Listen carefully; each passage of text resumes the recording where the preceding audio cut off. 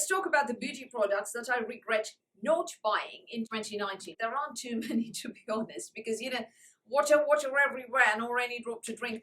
There's been an overwhelming number of launches that, you know, and a lot of things have been very samey, so it's been easy to avoid products than to want them, actually.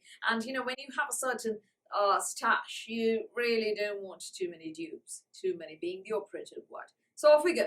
This one I really regret not buying. The Etude House Look at My Eyes Maple Road Eyeshadow Collection for Autumn 2019. These are the eyeshadows. There are 15 of them. I know what you're thinking. You're thinking all these look, you know, dupeable. So what is she on about? First of all, Korean eyeshadows are very soft. They're ideal for everyday looks. Secondly, each of these is perfect for a single eyeshadow look. No faffing about with cut creases, blending, and, you know, this shade and that shade being combined, and, you know, halo looks and that sort of thing. Apply one shade with one brush, off you go. You're ready for work. They're very easy to blend because the shadows are very soft. So this one I wanted, you know, for everyday looks, single eyeshadow everyday looks. I wanted about 11 of these shades. Unfortunately, all of the ones that I wanted were sold out in most places. Before, I mean, as soon as they even launched, in a hot minute, I think it was. All of the shades that I did not want are still available. Because that is how the world works, my friends. That is how the world works indeed. So because I did not get this collection, I ended up buying the Huda Beauty Nude Obsessions palettes, which are not exactly the same. You know, there are differences.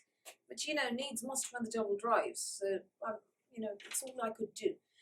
Etude House also launched a palette to go with this, which included 9 of the shades from these. I wasn't keen on that because, you know, the problem with a palette is, I don't know, for me, a single eyeshadow equals a single eyeshadow look, single eyeshadow packaging. On the other hand, a palette equals a more complicated look. So I didn't want to buy the palette, I wanted the single eyeshadows. They came in 2 finishes, matte and metallic, and I would have loved these. Next, I regret not buying the Liza Ridge Velvet lipsticks in Velvet Beauty and Velvet Myth. The latter for my mom. I managed to buy Velvet Muse, which I absolutely adore for everyday wear, but I badly wanted Velvet Beauty, which is more pink, a pinker nude, and Velvet Myth for my mum would have been lovely to give to her for Christmas, and also Go Lightly, which is an everyday colour for myself.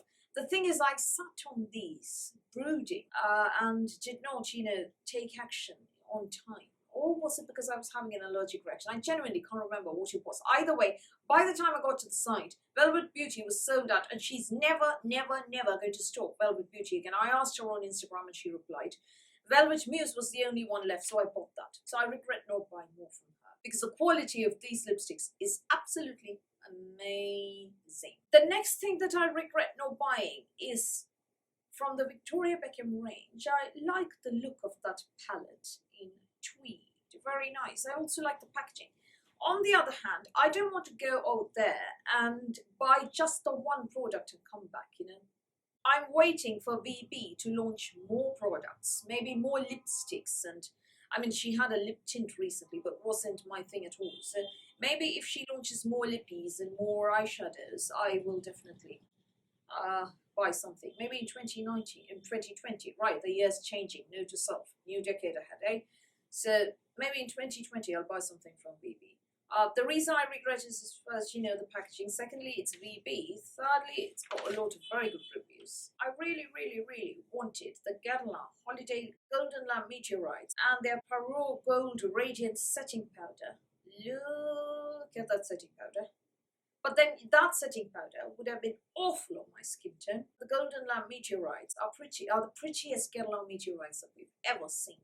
I already have Guerlain Meteoroids, and, you know, I can't justify buying another one. At the same time, these are the prettiest of Guerlain Meteoroids. Guerlain has had such pretty bronzers, none of which I managed to buy. Then, you know, I don't need so many bronzers, but they're so pretty. Now, the next one is a real regret. I regret not buying one more Selfridges beauty collection for her. You can see my review in the description box below. This was, without a doubt, the best curated, right, sun's back up. Sun's over there, I record here. Light issues, can't be helped. Goes mad a cloud, light goes down. Right, so Selfridges beauty collection for her was without a doubt the best curated beauty collection of the year. Value for money, cost effective, the products included, everything top notch. No Eve Lom cleanser, no Meteoroids Queen of Hungary mist, no NARS Orgasm mini blush or mini Laguna bronzer. Absolutely amazing.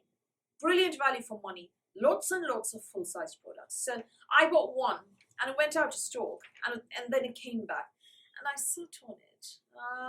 I should have got one more because the Meteoroids, no, not the Queen of Hungary mist. The vitamin C in there costs £87 and the set itself is just 100 quid. If I'd got one more, now I want one more Meteoroids vitamin C. I could have just bought one more kit. I'm an idiot. Yeah, let's accept that and leave it there. By now, I think you understood that I'm a bit of a packaging junkie here.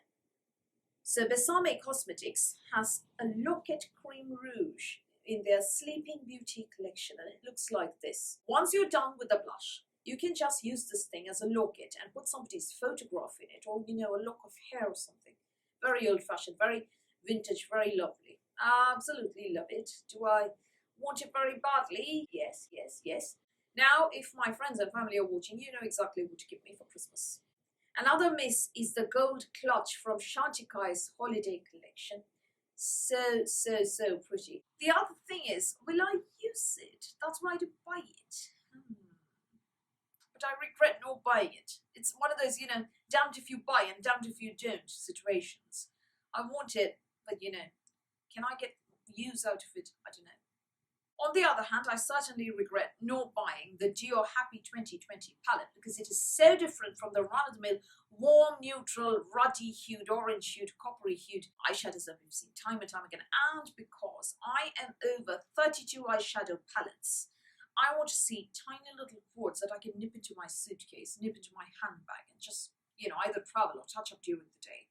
I want to see single eyeshadow looks, or, you know, just single eyeshadows with one base color, or maybe one inner corner shade, that's it. So this palette is very different from other palettes, both from Dior and from other brands. So I really like the look and I like the pretty pattern as well.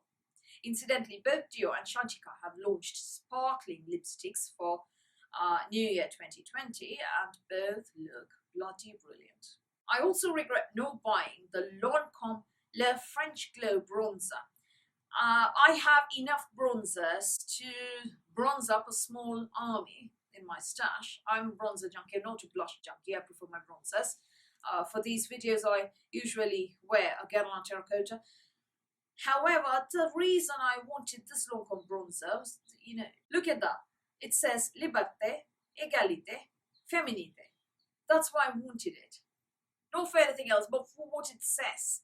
Which is actually not a very solid reason for buying something. But hey, when our purchase is made, you know, out of rational thought. I do regret not getting my first Pat McGrath palette. I do have Pat McGrath lipsticks, but not the palettes. I can't budget for them this year, I'm afraid. But, you know, I would have liked to get the subversive palette, where, you know, the shades are all rich and, you know, jewel-toned and ideal for my skin tone. So the subversive palette is the one from her that speaks the most to me in terms of shades, and isn't, you know, very ordinary in my book compared to the stash, to the shadows that I have in my stash. So subversive palette on my wish list, as also our Louboutin lipsticks. 2020 is a year that I hope to be getting my first Louboutin lipstick, hopefully for my birthday. Lastly, it's a brand that I used to be a huge fan of, but you know, I was over the overkill in terms of both packaging as well as the launch rate. They just had a launch every other minute, so I stopped buying them. But you know, it used to be a brand that was a huge favorite of mine. This is TwoFace. I love their Natural Lust Satin Bronze, obviously for that pattern, peacock. Oh my god, so pretty. I also wanted the Cocoa Contour palette. Again, nice shades for my skin tone. I also wanted the Sweetie Pie bronzer. Look at that beautiful pattern. I'm a packaging junkie, aren't I? I also wanted one more thing for packaging. That is the holiday Let It Snow collection. Look at that, so cute. However, the colors in there are so samey, and the eyeshadows, I don't want any of those. So I couldn't justify buying any of that, you know. I have too many bronzers, I have all these eyeshadows, so why would I want them? So those are the products that I regret not buying in 2019. Which are the products that you regret not buying in 2019? Do tell me that in the comments below. I would love to know. Or, you know, do you not regret not buying? I mean, do you have no regrets at all? Are you happy with everything? There weren't any, you know, ones that got away for you? Do tell me that in the comments below. I would love to know. So that's all from me for today. Thank you for watching this video. Please do give me a thumbs up. Please do the subscribe button. Please do ring the notifications bell.